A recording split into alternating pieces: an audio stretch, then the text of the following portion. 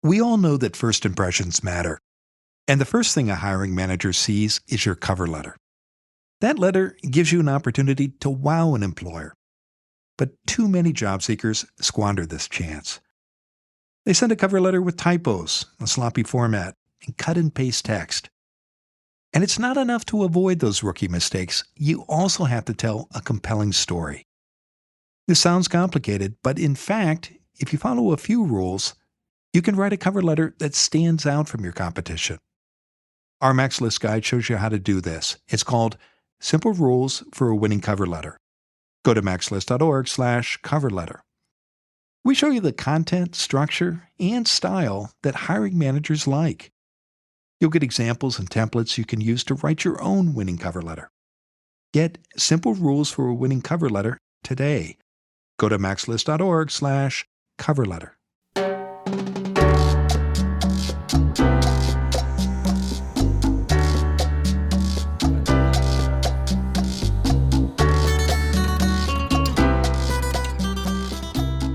This is Find Your Dream Job, the podcast that helps you get hired, have the career you want, and make a difference in life. I'm your host, Mac Pritchard. I'm also the founder of Max List.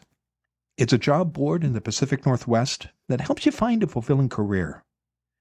Every Wednesday, I talk to a different expert about the tools you need to get the work you want. Many openings never get posted on job boards like Max List, Indeed, or LinkedIn. These positions are part of what's called the hidden job market. Caroline Ceniza-Levine is here to talk about 3 ways to find your next job in the hidden job market. She's a speaker, a writer, and the founder of the dreamcareerclub.com. Her company helps experienced professionals find work they love and earn more doing it. She joins us from Northeast Florida. Well, let's get going, Caroline, and let's start with a definition. What exactly is the hidden job market? So the hidden job market is the universe of jobs that are not publicly posted. That's what makes them hidden. You can't search for them. You'll have to hear about them or discover them through other means. And why does this hidden job market exist? So there's nothing nefarious about it. There are really good reasons why employers don't post a job. Someone might be in that job and they want to potentially start looking for a replacement before they move that person out. If the job is open, but it's a critical role, they might not want their competitors to know that they don't have someone doing that job. Or maybe it's a brand new role and they don't want to signal to their competitors or to the broader market that they're moving in that direction, moving into a new region or offering something new. And how big a market are we talking about? What's the size potentially of the hidden job market? I would say, so I've been recruiting for 30 years and I've seen different estimates that it is the majority of jobs. It can be up to 80% of jobs at some point are not posted. Sometimes they ultimately get posted, but initially they're not. So if you count those, it can be as high as 80%. I know for the clients that I have hired for, a lot of times, by the time a job is posted, it had been circulating in people's minds. It had been in that hidden job market first. So I do agree with that high assessment of 60 to 80%. And how do these jobs get filled if many of them aren't eventually posted at all? What are employers doing when they have these vacancies? Well, many times, if it's, let's say, a large company that has a large job candidate database because people are always applying, let's say you're Google or you're Walt Disney or you're another brand name company, they have candidates who have written in the past, or maybe they've interviewed people in the past, or their employers are referring people. And so it's that direct outreach, it's that word of mouth, it's that staying in touch with hiring managers and recruiters that really gets candidates into play for that hidden job market. What happens in your job search, Caroline, if you don't pay attention to the hidden job market, if all you do is look at publicly posted positions? Well, it limits you.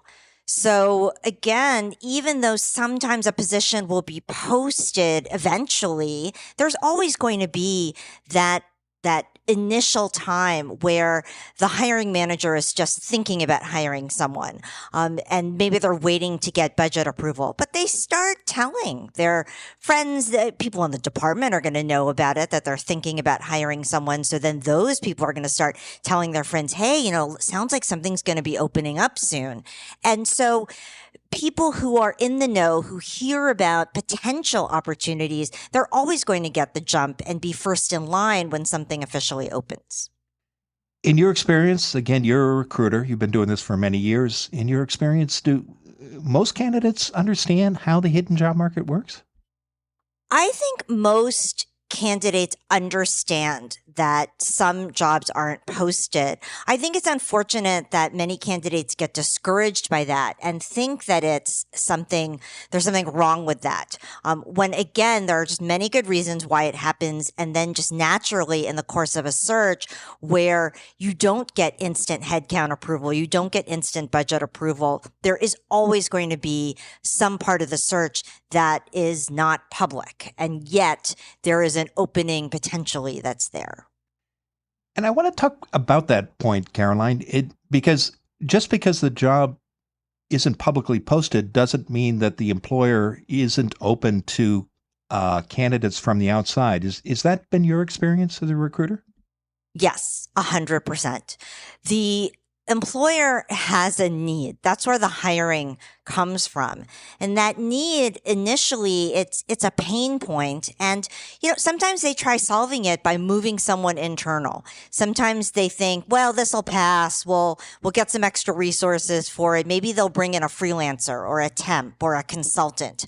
And it's really only after trying certain things sometimes that they know that they're going to hire. So, even when someone leaves or says that they're going to leave, gives their notice, the company might think, well, I don't know if we're going to fill that role. Maybe we'll try some internal movement, or maybe we'll try a freelancer, temp, or consultant. So, the employer doesn't always know exactly what their hiring need is. So as a candidate, if you can get into that sweet spot where they're feeling some pain, and they might not yet know what the best solution is, and you can put yourself out there as that solution, that's great for you.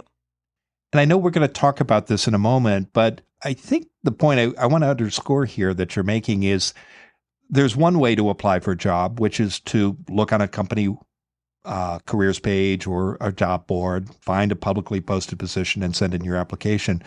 But hiring managers who have jobs that aren't publicly posted, they are open to hearing from candidates that they don't know who come in, communicate with them in other ways, aren't they, Caroline? Yes, they are. And it's helpful to them. It gives them ideas on what they're looking for. As they meet with people, they start really formulating what that job is going to be. And if they like you and they see your value, they might formulate that job description against you and your profile and your background. You mentioned that many candidates can get discouraged when they hear about the hidden job market and the fact that there are positions out there that aren't publicly posted. What misconceptions or common misconceptions do you see among applicants when they think about the hidden job market? Well, I think they think that it's only for the true insider, that it's so hard to get in. It's hidden, and it's hidden, in the deep recesses of the world. But it actually isn't. As I mentioned, employers are suffering some pain. They have a problem that needs to be solved, and they want actually nothing more than for the solution to fall out of the sky. And so, that outreach, if you can solve that problem, that's actually a really, really good thing for them, and they will welcome that. And again, we're going to talk about that in a moment because you have very specific tips about how to do that. But what mistakes do you see applicants make who try to tap the hidden job market? What, while well-intentioned, might they be doing wrong, not knowing that they're doing so? Yeah. So you mentioned the first one, which is to not try at all. So it's to only look at the universe of posted jobs. And then I would say the second thing is to only look at recruiters and people in HR as your entry point into the hidden job market. Because that sweet spot is identifying a problem that you can solve, unless you yourself are a recruiter or working in HR, the person who's going to be most amenable to you solving their problem isn't a recruiter or HR. It's the actual hiring manager, the person who, if you're a marketer, runs marketing, or if you're a salesperson, runs sales, or if you're an accountant, runs finance. So you need to go to the people who understand what it is that you do and understand what your value is so that you can hear directly from them what's keeping them up at night and where the two of you might be able to collaborate. And again, we're going to talk about 3 very specific tips you have for cracking the hidden job market. But how much time do you recommend a candidate spend on, say, pursuing publicly advertised jobs versus jobs that haven't been posted? What's a good division of labor? Yeah, I tell my own clients 80-20, 80% in researching companies to uncover places that you might not be thinking about, to talking to people who might not be, posting jobs outright. So 80% to try to tap that market versus 20% on public postings. Now, keep in mind that public postings give you an idea of who's hiring. And so they're great for research, but you really want to limit. If you're spending, let's say 10 hours on your search, that's 2 hours on postings and 8 hours researching, reaching out, talking to people, doing the more proactive stuff around the job search. Well, let's talk about those specific steps in the second segment. Stay with us. When we return, Caroline Ceniza-Levine will continue to share her advice about the hidden job market, and we're going to dive into the 3 ways she recommends you find your next job in that hidden job market.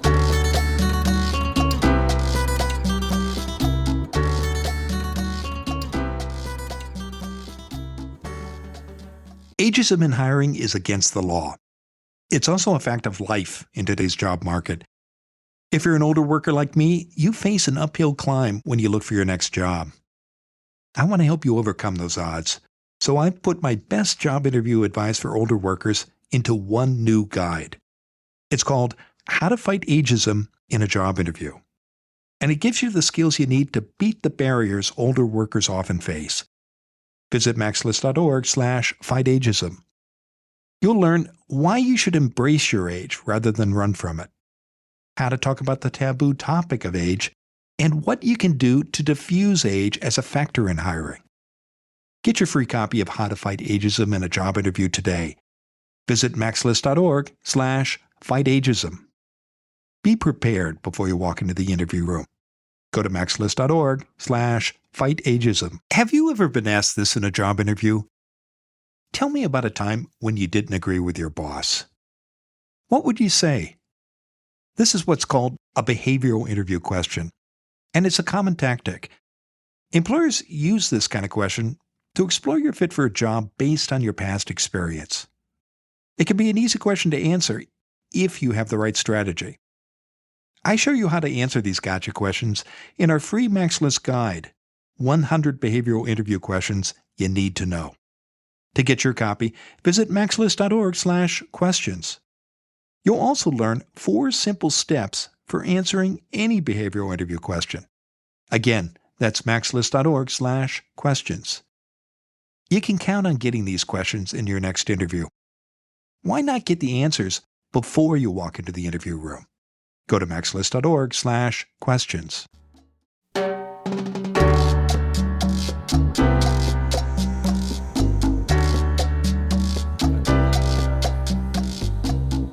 We're back in the MaxList studio. I'm talking with Caroline Ceniza-Levine. She's a speaker, a writer, and the founder of thedreamcareerclub.com. Her company helps experienced professionals find work they love and earn more doing it.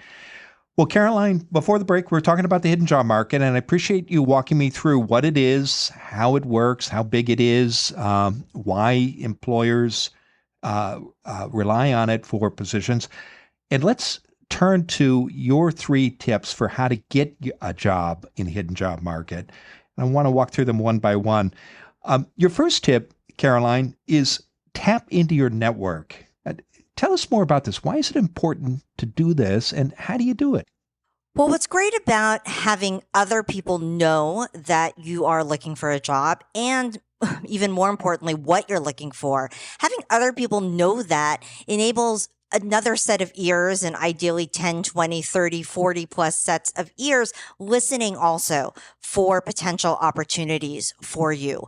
It's not just you that's doing all the work. And if you have people in your network who are influencers who are well connected. They might be people who just have a lot of professional colleagues or a lot of experience in the areas that you're interested in. If you're a career changer and you don't have a lot of contacts yourself in certain industries or in certain roles, putting your network into play, if they have those contacts, that's clearly a way for you to get those introductions and to hear about those opportunities.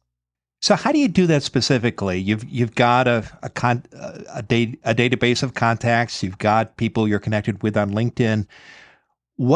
How do you reach out to these people? Who do you reach out to, and what do you ask them to do? Well, I think the most important thing when you're starting and you're not quite sure who might be amenable to helping you, or just if you're not used to networking, I would get started by just reconnecting with your network, not about your job search, to really force yourself to, and I give my clients a homework assignment called Network of 100, to force yourself to rekindle 100 connections. Go line by line through your resume, remind yourself of everybody that you know, and just reach out and say hello. And so this will force you to just start talking to people again. Naturally, if people get back to you, they'll say, oh, what are you up to? You can explain to them what's going on with you. You can ask them what they're doing.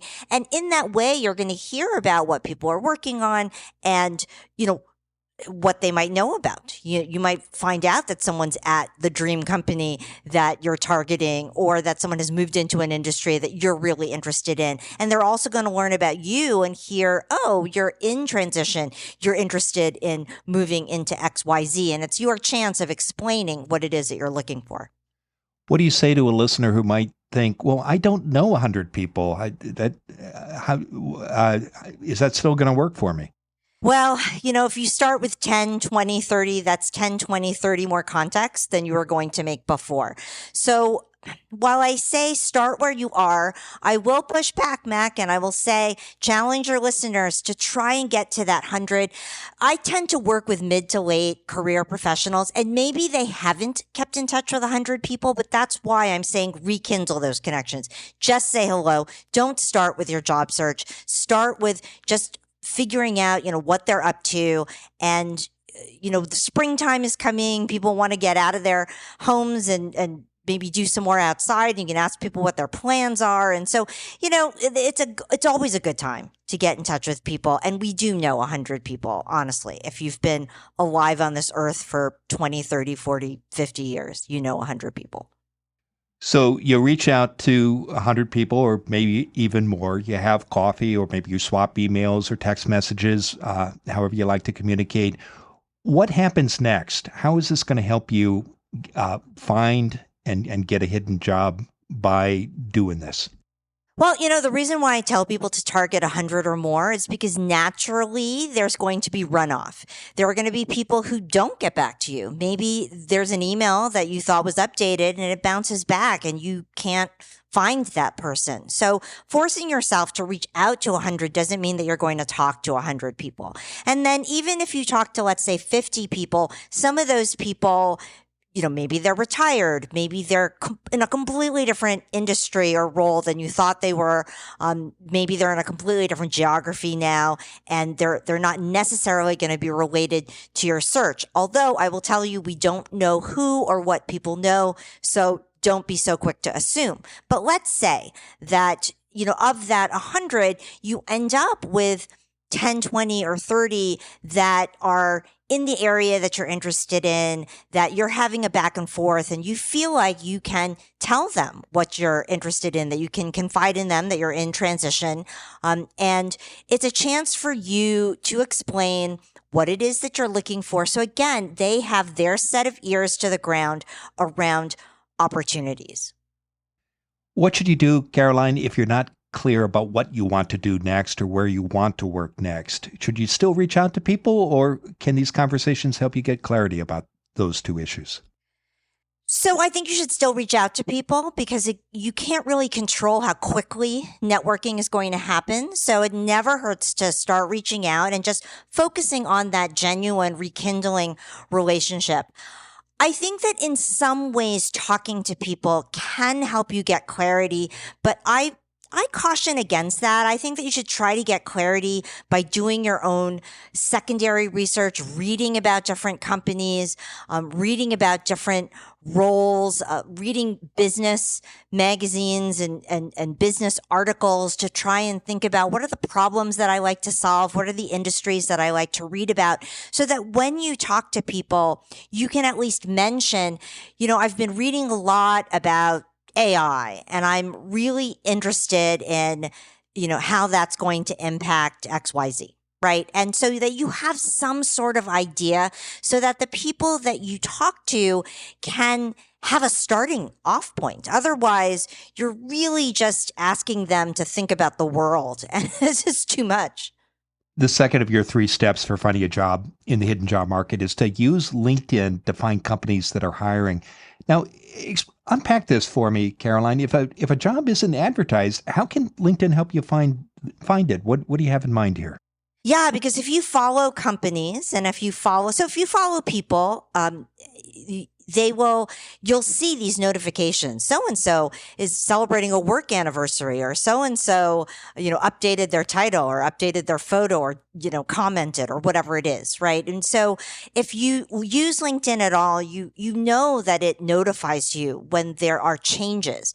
And so with individual people that you are connected to, and you might not know them very well, but as they move into different jobs, maybe again, they've moved into a company that you're interested in, or they've moved into an industry or role that you're exploring. You can do the same with companies. So if you're interested in, Google or Disney, to continue those examples, and you follow them, it will ping you when there's news about those companies, when they hire, when people leave, so the comings and goings. And so when someone comes, they might be building a team. Maybe they already have built their team, but since you don't really know, you can congratulate them on the new role. You can start following them. You can see if they then post anything about what they're working on, so that you can start uncovering using LinkedIn, which is so powerful and has millions and millions of participants in there updating their information. You can start to piece together a picture of where people are going, what they're doing, and maybe see if there's a possible role for you. The third of your 3 steps for finding a job in the hidden job market, and you talked about this in the first segment, is to identify pain points you can solve and find people who have those problems and talk to them about what you can do for them.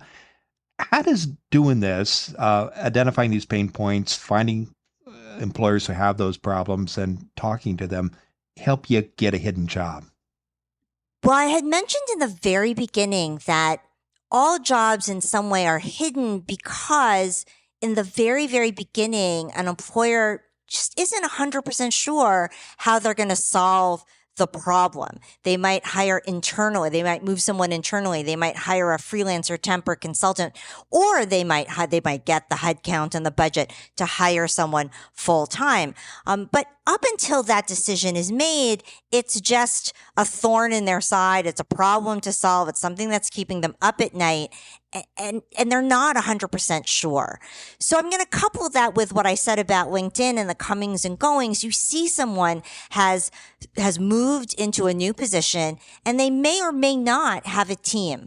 But a general pain point of someone moving into a new role is, hey, I have to get some quick wins here, and I have to build out my team and figure out how to hit all of the targets that were set to me. And this is why they brought me into this role. And so that's a general pain point that people have at the very beginning. So if you can come to someone and say, congratulations on your new role, I can imagine that you're looking at XYZ and you have thought about 3 issues that are facing the typical company in that industry. And you talk about your own background and how you might contribute to one or more of those issues, they might want to have a conversation. And that's a start of figuring out what is exactly the problem here? What is the pain point? Is there something I can do? Maybe I can make myself a job. Well, it's been a terrific conversation, Caroline. Now tell us, what's next for you?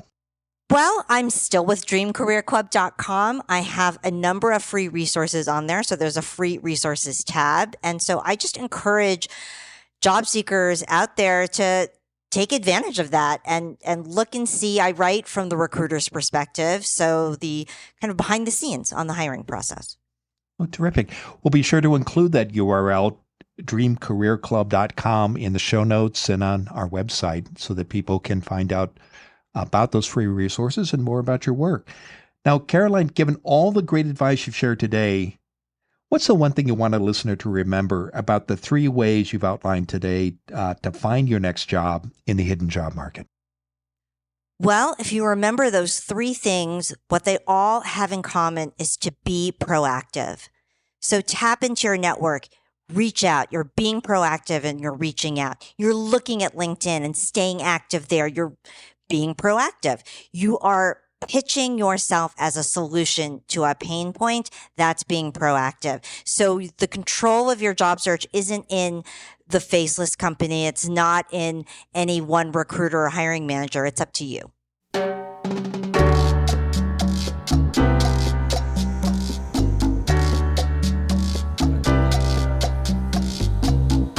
Next week, our guest will be Linda Marek.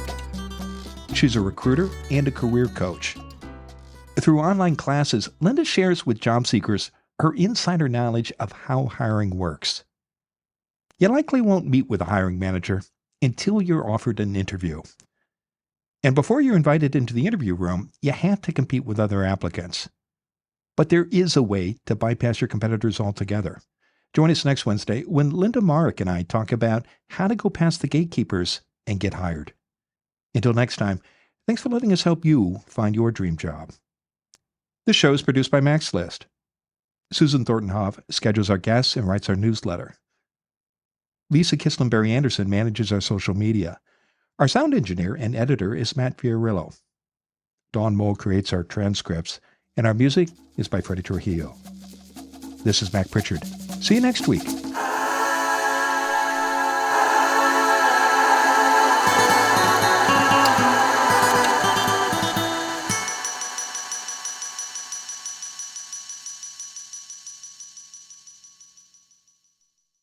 We all know that first impressions matter. And the first thing a hiring manager sees is your cover letter. That letter gives you an opportunity to wow an employer. But too many job seekers squander this chance. They send a cover letter with typos, a sloppy format, and cut and paste text. And it's not enough to avoid those rookie mistakes. You also have to tell a compelling story. This sounds complicated, but in fact, if you follow a few rules, you can write a cover letter that stands out from your competition. Our Max List guide shows you how to do this. It's called Simple Rules for a Winning Cover Letter. Go to maxlist.org/cover letter. We show you the content, structure, and style that hiring managers like. You'll get examples and templates you can use to write your own winning cover letter. Get Simple Rules for a Winning Cover Letter today. Go to maxlist.org/cover letter.